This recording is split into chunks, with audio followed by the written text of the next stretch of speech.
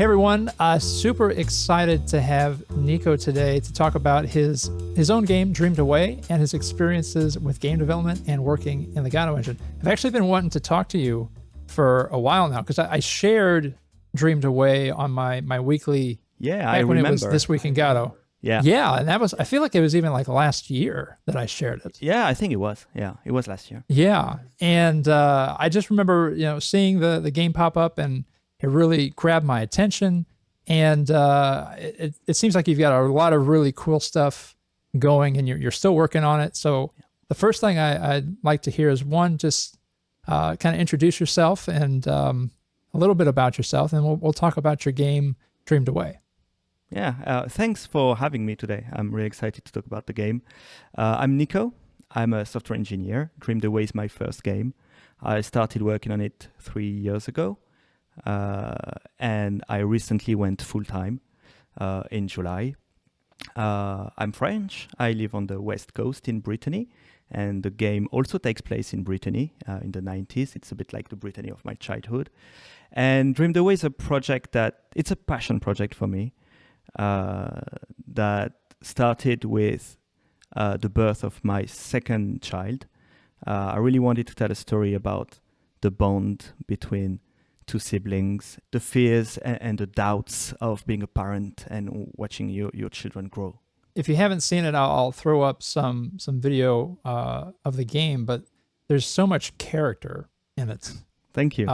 You see the individual characters and then the pixel art. Are you doing the pixel art? Yeah, so I'm working on the game solo. We say solo, but I get help from my publisher, from friends who have done like some of the music, some pixel art as well, but it's mostly me, like 98% just me.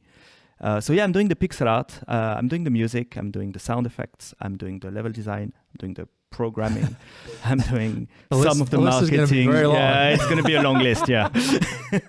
So yeah, but yeah, it's I'm doing so cool the pixel that you art. do the music. I love that you do the music, and I've actually listened to some of it, and it's really good. Oh, it was like an organ. I have it up, but I won't spend time to figure out exactly the name of it. But it was like an organ piece. Do you know what I'm talking about? Yes. Yeah, and my background is in music, and I was listening to that, and I was like, wow, this is like really legit. Like, this is really what. Do you have a musical background? What's your background with music? So I play the guitar. I've played since I was a kid. I've always composed music, but I'm not a pro like musician or audio engineer or anything like that. And that's actually one of the aspects I'm the most insecure about in the game. I love doing the music, but I don't really trust my ear, and it's one of the things that I always need feedback on, I always need people to listen to it and validate what I'm doing. Even though I love the music that I made for the game, and I usually start with the music, when I do a new scene or when I start a new chapter, I often start with the music. Just to get in the mood to it's such an important part of the atmosphere that you make in a game. So usually music comes first, pixel art second. But still, yeah, it's one of the things that's really cool. Yeah. Yeah. So it's funny that you say that you feel like that's your weakest, or that you're insecure about that. Cause it really was quite good. And I do feel like there are always these insecurities that we have, especially if you're doing something like a solo dev project where you're basically wearing 50 million hats at the same time, that you have to do the art and the music and the stories and the programming and so, the marketing. The list goes on, that there's going to be something in there that you think, wow, I'm really bad at that.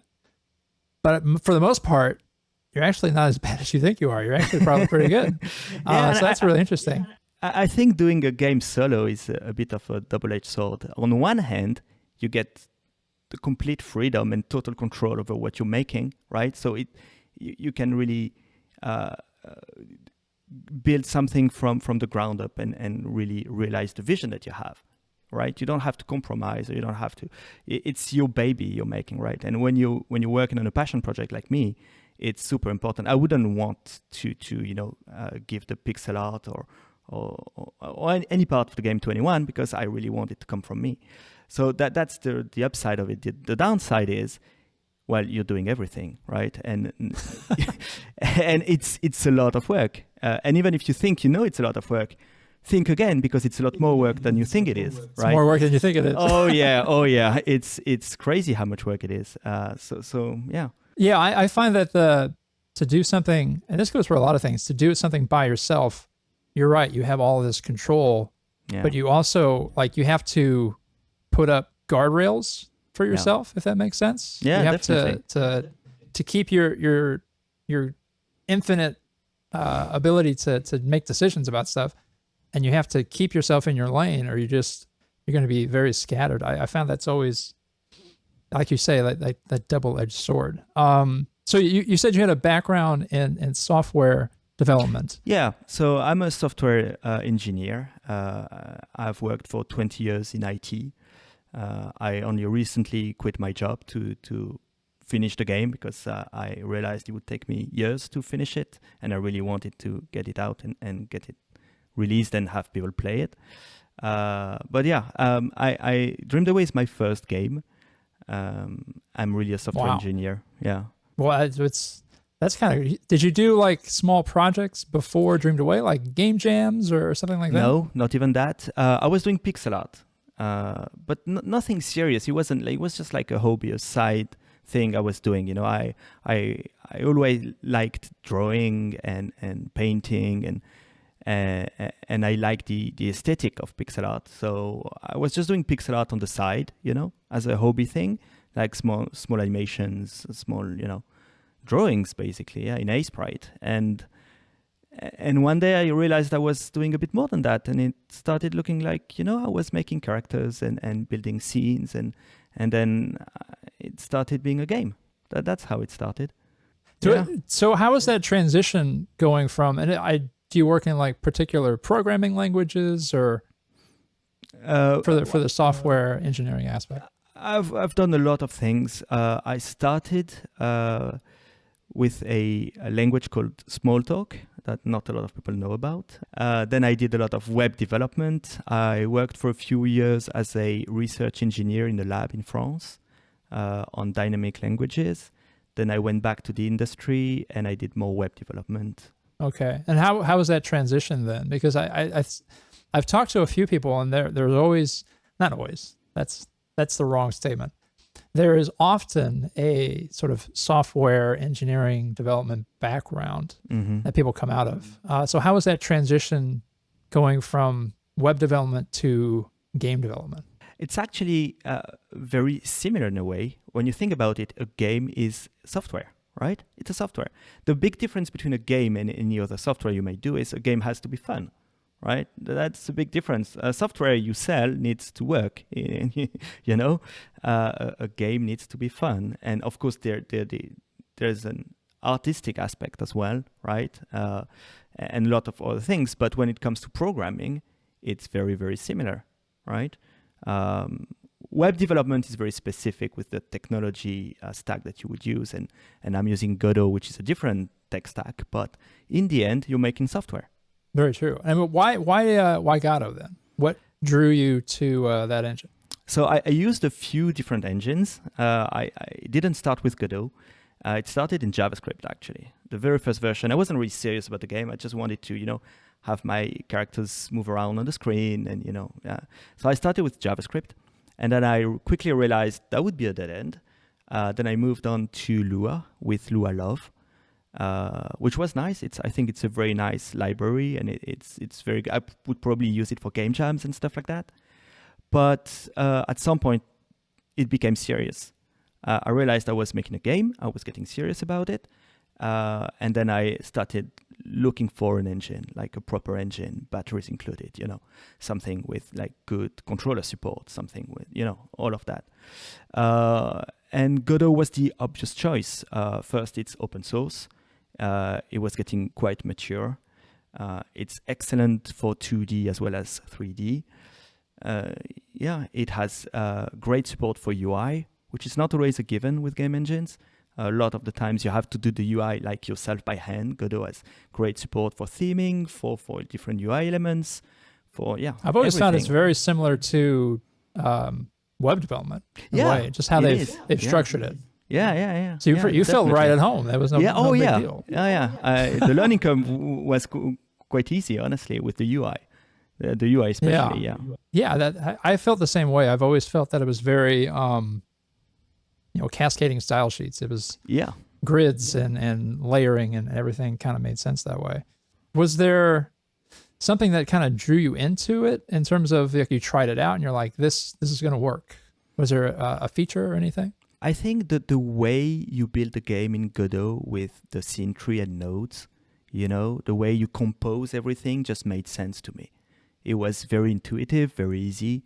I really liked it. I like GDScript as well. I know a lot of people have complained about GDScript in the past. I think it's a really good language, actually. I really like it.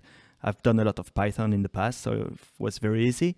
I didn't have to learn a new language, basically. It's so similar to Python. It was just start Godot and start coding, So it just made sense. It's very lightweight. It runs natively on all platforms, and I'm using Linux, so that was also important for me. So it clicked. If someone did not have programming experience, right? They didn't have the web development or any aspect of that, JavaScript, whatever, but they were interested in jumping into GDScript, would you recommend that they try out Python because maybe there are more resources for that and then make that jump to GDScript? How would you go about it if you had to start over? I don't think so, because I think I would start with GDScript directly. It's an easy language to learn. There are lots of resources online, lots of tutorials. GDQuest is really good, for instance, but there are many others. And the language is dynamically typed by default. You don't have to put type annotations by default, so that makes it easier as well. And also there's the fun of making a small project in Godot and having your game run. And if you do Python, you're going to do exercises or tutorials, but what's the point? If you start with Godot, you can make something fun straight away, and I think it's a lot better to learn that way. Jumping to Dreamed Away, jumping to your game. It's a action adventure RPG, and there's some clear inspiration if you've seen the video or any screenshots. So what sort of inspired you game-wise for Dreamed Away? So game-wise, a lot of the games I played when I was a child or a teen, Earthbound, obviously, the Mother series, but also games like Chrono Trigger, A Link to the Past, or Link's Awakening on the Game Boy. Those games I played again and again and again when I was a kid. So when I started making Dreamed Away, I wanted a pixel art game. I wasn't sure about the genre. Was it going to be a Zelda-like? Was it going to be an RPG? I wasn't entirely sure, but I wanted it to be pixel art because I love the aesthetic, and I was doing pixel art already. So that was an obvious choice. But yeah, games from the Super Nintendo era, the 16-bit pixel art games or the Game Boy Advance games. Those games were games that really had a big impact on me, and I wanted to pay homage to them. And also it's games that I still like today and play today. Like I played Chrono Trigger again last year, I think. Do you feel like, because I think we might be similar age-wise. I'm 36. I don't know if it sounds 39. Like you're close to that. Yeah. 39. Okay. Yeah. So yeah, we're in terms of video game history, we're very close because I grew up with NES. I remember like my brother and I like borrowing the first Zelda game at some point, quite vividly actually. And do you think there's something about those games like A Link to the Past or Earthbound that really sets them apart? And I think there's always this idea that, the graphics get better, but the games they're all games. And I don't know that I feel that way. I'm curious how you feel. Like, is A Link to the Past, does it stand on its own? And is that why it's so grabbing?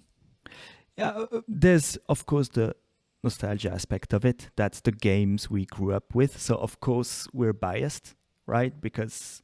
I think we're right. I don't know if we're biased. We're right. Of course, we're right.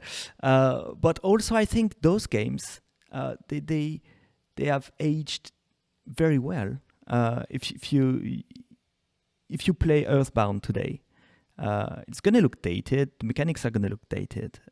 Some of the art style as well, but still, I think they will look better than a lot of the first PlayStation game. A lot of the early 3D games, for instance, I don't think they have aged that well. And especially if you look at the Game Boy Advance games, those were like excellent pixel art. They look amazing still today. I think they look absolutely great. So there's something about the 16-bit and the later generations of 2D games that I don't know. I think they still look really good and play really good today. Yeah, I almost think it's this is a little bit of a tangent, but they had limitations, right? Yeah, they had definitely. They couldn't rely so heavily like we do now on graphics. You can make a game that looks beautiful but plays terribly because it looks beautiful. Yeah. And they look good. I think they're very solid in that way, but they had to be very creative, and I think Nintendo does this very well. Like, they don't rely on the power of the latest GPU, but it's understanding what a game is and how to be creative with that and make it fun, right? Yeah. And I think looking at Dreamed Away, I get that feeling. I get that there's a gameplay aspect, and it's not, I'm assuming you don't have like a casino and microtransactions and all those kind of things. Like, it's like a real true game. It's like how I think of a game is when I look at Dreamed Away. Well, yeah, and also I try to limit myself. I have a color palette, for instance, for the pixel art. And once I decided on the colors, I also decided and forced myself not to go beyond those colors. And everything's like that. The game is very low resolution, but that's on purpose for the retro feel first, but also because you don't animate the same way if you have a bigger canvas. If you have a smaller canvas, it's going to be different. Do you think it's important, as someone who might be watching and starting out making games, or in the middle of making a game, how important are limitations? I think whether it's limitations you put yourself, or if it's limitations because of like other reasons, what matters is knowing what you're doing, what's the core of the game you're making, right? And not losing track of that. And it's very easy to lose track of that, I think. Knowing what's the essence of what you're making. For me, it's a pixel art, retro-looking RPG, right? And I have to be true to that and make a game that's within like those constraints, right? And I think, and those are constraints that I decided myself, right? There's no like today you could make a game that's very different from that. Of course, it doesn't have to look like a game from 20 or 30 years ago. But as long as you know what you're making and you're very conscious about the decisions that you make, I think that's what matters. Yeah, I think it sort of, if you have like 50 different roads that you can take, if you eliminate 40 of those based on a decision of what your graphics look like or what limitations you put on your gameplay, that makes your decision process so much easier. You don't get lost, right? What's the core aspect to you then of Dreamed Away? What's your main hook? I think first and foremost, it's a story.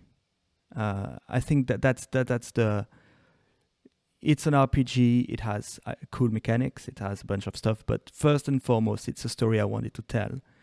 It ended up being a video game. Could have been something else. Maybe not, but it's first and foremost a story. Then there's the RPG aspect and the battle system that is probably a bit different from the traditional RPG mechanics, but it's still an RPG, and that's also an important aspect of the game. And the battle system is based on minigames. You can see some inspiration from games like Undertale, but not only. There are also like QTEs, and there's also a psychological horror aspect to the game that is quite strong at times. There are some spooky moments and some scare jumps, and And also the game is cute with, cute characters and pixel art and vibrant colors and stuff. It's also a dark story. It's not all just, cute and chill. It's also a dark story, and it's also a very personal story. It's fiction, of course. None of the characters are real, but it's a lot of things, a lot of my own fears, a lot of my own doubts, a lot of, of that I've put in the game. I get that feeling, from the demo and from the videos that you have on your Steam page. There's very clearly that sort of dark aspect to it, but it's juxtaposed against this really nice pixel art with vibrant colors, and then that is a very unique hook. It reminds me a lot of I believe Link's Awakening is what that is. I mean, in fact, a lot of the Zelda games have that sort of dark essence to it, right? Yeah. Link to the Past, like the whole world definitely turns into this sort of almost Stranger Things version of the world, and then Link's Awakening is very dark, and to have that juxtaposition is a really clever way to tell that story. Was there any I think we talked about this before we jumped on. I like to have people that I'm talking to that come on to the we'll call it a podcast that show off what they're working on actually within the editor, because I think that helps a lot in terms of definitely letting people see. Course. Is there something that you'd like to share? Yeah, let me jump into Godot and show you around, and maybe you will have questions for me. Oh, absolutely. That's my only job right now, is to ask questions. So this is the main scene of the game. You have a lot of things in here, lots of services. So I'm using a service-based architecture, a bit like you would see in some backend web development, and a lot of the UI is here as well. So you see lots of UI elements here. Okay. Now, if for someone who doesn't know what that is, explain like I'm 5, what is a service-based architecture? Okay, so services, let me rewind first. The game uses a signal bus, an event bus, but in Godot we call them signals, so let's call that a signal bus, okay? It's a very simple class that just exposes a bunch of signals you can call, right? You can trigger signals through the signal bus. And the signal bus is global, so everybody knows about the signal bus, okay? And then what you do is you trigger a signal. That gets into the signal bus, and then services, let's call that service 1, but you have many of them. Services listen to events on the bus or signals on the bus and can react to it. And the reason you do that is so that service 1 and service 2 don't have to be coupled. They don't have to know each other, right? They can do their own thing, and maybe they have nodes. Maybe they do things based on a signal that they received, but service 1 doesn't have to know service 2 and service 3 or whatever, right? And let's take, as an example, the music service in the game. So let's say my signal is to play music, and there's a file. That's the signal. Okay, so this gets into the bus. This is the music service, and it has nodes. One is a audio player. So whenever you say, okay, play music, the music service will get the signal and play with its audio player the music that was specified in the signal. And this way, I don't have to know how music is handled in the game, right? The music service doesn't have to know anything about the rest of the game. It can do its own thing and play the music, right? This is completely encapsulated, decoupled from everything else. And if you build lots of things this way with small services who are completely like decoupled and stand alone, then you can split a lot of the logic of your game into small bits that are easy to understand and easy to maintain over time, right? So that's one important aspect of the design choices that I made in the game. And also that you can call those signals from anywhere. correct? Exactly, yeah. The signal bus is global, but nobody knows about the music service, right? So if I start a scene and the scene wants to play a music, it's just gonna call that signal, and then the music service is gonna play the music for me. I don't have to know how. Maybe there are fades in, fades out, you know. It's probably very complex behind the scenes, but I don't have to care about that. And then there's a lot of the UI here. So that's the main scene. That's the entry point of the game. And then I have scenes like this one. That's the hallway in Théo, the main character's house. And what I do is a lot of the things that I make them as scenes. Everything is a scene, basically. Anything I'm going to reuse more than once is a scene, right? And I think it's very common in Godot to do it like that. If I take another one here, it's like all of those with the scene icon are actually scenes. So lots of scenes within scenes, and those scenes also have scenes within them. So it's like a very deep tree structure, and it allows you to reuse things very easily and to compose things together. Before we run out of time, I did want to jump on a little bit about your Kickstarter experience. Yeah. And I've got it pulled up. You ran a Kickstarter almost a year ago, back in February, and it of course was successful because you've got a really good looking game, and it looks, you know what you're doing. And so I guess the first thing, what drew you in to do Kickstarter, and then what advice would you have for someone who is interested in maybe doing a Kickstarter for their game? So I think you can do a Kickstarter for a few different reasons. The first one is funding, of course. That's the main reason why you would want to do a Kickstarter campaign. But I don't think it's the only one. There's also the visibility. I think you can have a lot of eyes on your game when you do a campaign, and there's the marketing aspect as well, right? If you want to grow your wish list, if you want, so there are a few different reasons. For me, it was mainly funding because I was planning to go full time, and it was also testing the market, right? It's different to have play testers in a community who can play a free demo and seeing, okay, is there a potential commercial success with this game, and it's a good way to test this. If you do a campaign and it fails, it can be for many different reasons, but I think one of the questions you need to ask yourself is, can this be commercially viable, right? So I think that's one thing to consider. I've heard that too, that it's mainly it's testing how viable something is. Like, you're throwing it out there. Yeah, it's a very polished form, your vertical slice or your demo, and you're kind of seeing how the market, the world is going to react to it. Yeah. Like, is it going to meet your benchmark? Yeah. Is there advice? What's the most important aspect to your Kickstarter campaign? What was the most important thing you had to work on? I think it's a lot of work to get everything ready. Initially, I thought I'm just going to make a page and, it's going to be good. But no, really, that's not the way it works. First, you need to have a page, but you also need to make sure that you have enough people following that page. It's going to be very important the day you launch. You want to have as many people be notified as you can. A bit like wishlists with Steam, right? It's similar. And then you need to have a plan for pretty much every day of the campaign. It's a lot of marketing effort.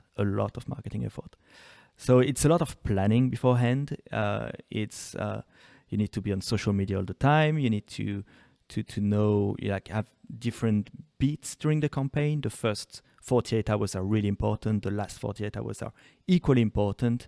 You need to know what you're going to say in Kickstarter updates all through the campaign. To keep it live. You can't just launch your campaign and sit back and watch. You need to be active. You need to know what you're going to do. For me, it was a full month, and we had every single day planned. But I didn't do it alone. And that's one thing that's also very important. You need to surround yourself with people who know what they're doing. Doing a game and doing a Kickstarter campaign are two very different things. And you can make a great game, but have no clue how to do a successful Kickstarter campaign. And to be honest, that was my case, right? But luckily, I was with Pineapple Works. They're my publisher, and they did a lot of the work on the Kickstarter campaign.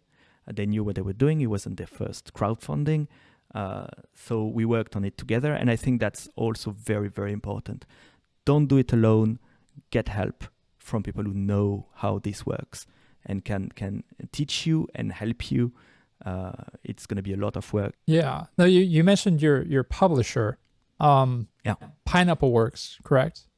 Yes. And they do actually a lot of Godot based games, and also console work, right? Mm-hmm. And I've seen Dreamed Away on a Switch.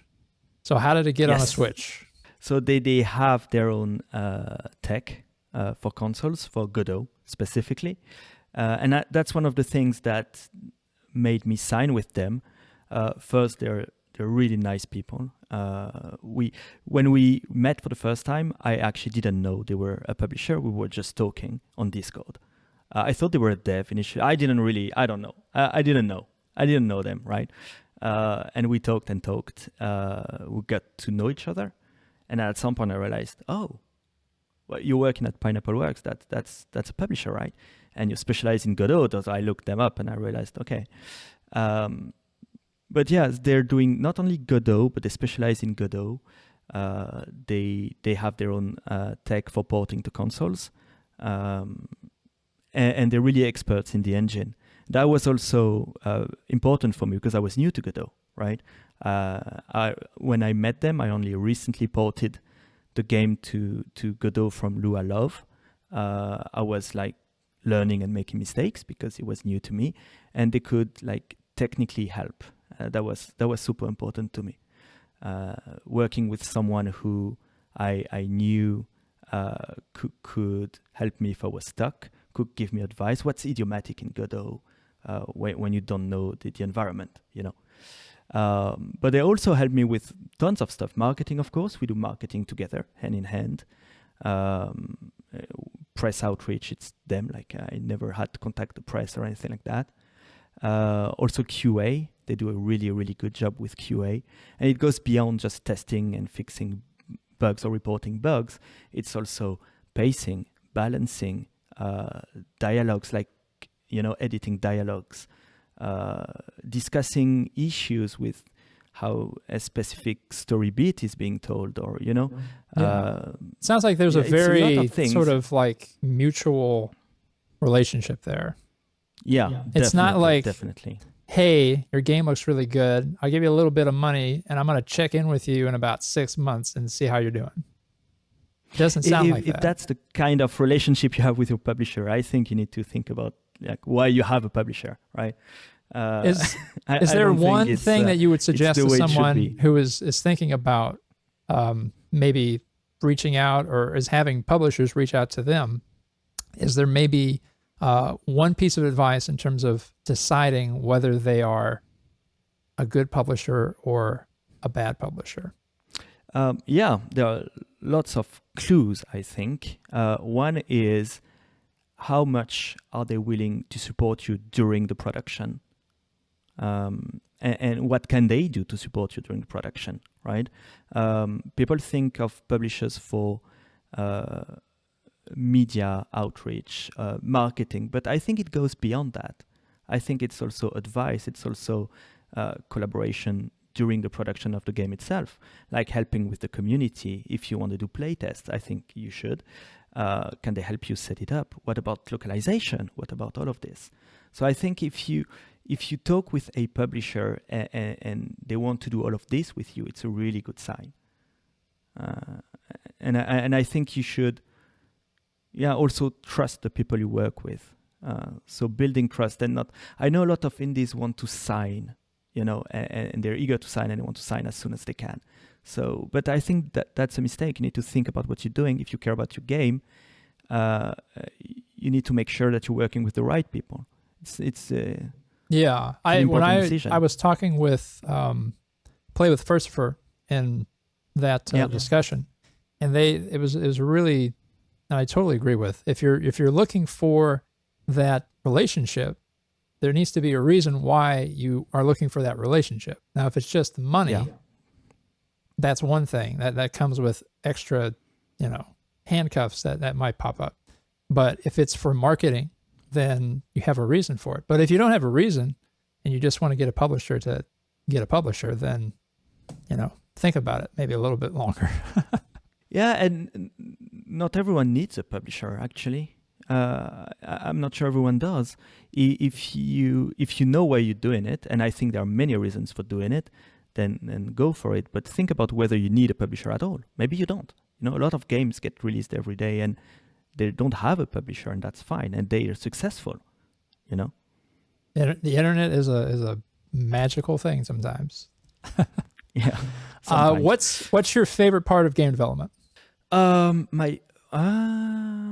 I have two. I think the music. Even though I'm insecure, as I said, I love doing music. I love composing music, especially, and I get lost into writing a music track. I love that. That there's a reason why I start with the music always. So that's one thing that I really like. And one thing that I learned to like is doing playtests. I say that I learned about that because initially it was really painful. But now I really like discussing with the community and seeing how they react to the new things that I made and improving it with them, iterating with them. Usually we do play tests over a few weeks, so there's enough time to make like a few builds and have them test new things. And it's very lively on Discord and it's very exciting. So that's probably something that I really like as well. Yeah, that's really cool. Painful in at least painful in the beginning because of potential feedback. Is that the pain? Yeah, it's always scary, people seeing your work for the first time. It's crucial that you do it. I think it's crucial that you listen. Usually you will have different opinions on why there's a specific problem, and you don't have to listen to like solutions that are being given to you, but you need to listen to the problems they're reporting. That's very important. But it's also great to see testers play the game, and a lot of them, they record their runs and we talk about it, and yeah, it's great fun, and it's always very exciting.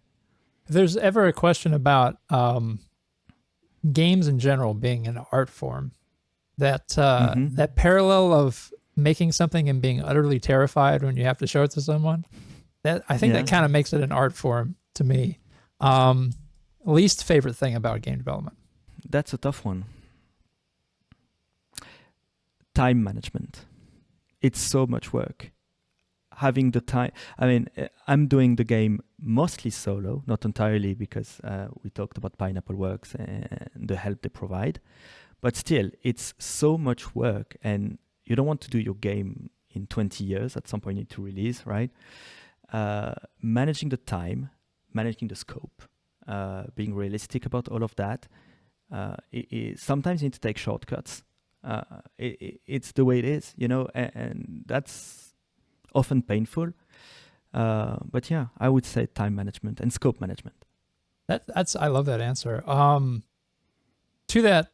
To time management, advice on work-life balance, because it can consume a lot of your time. Yes. I started working on the game as a side project. I had a full-time job. I quit quite recently. I'm now working full-time on the game, so my situation has changed. But for 2.5 years, I was working on the game after work, and I have 2 kids. So it was quite the challenge.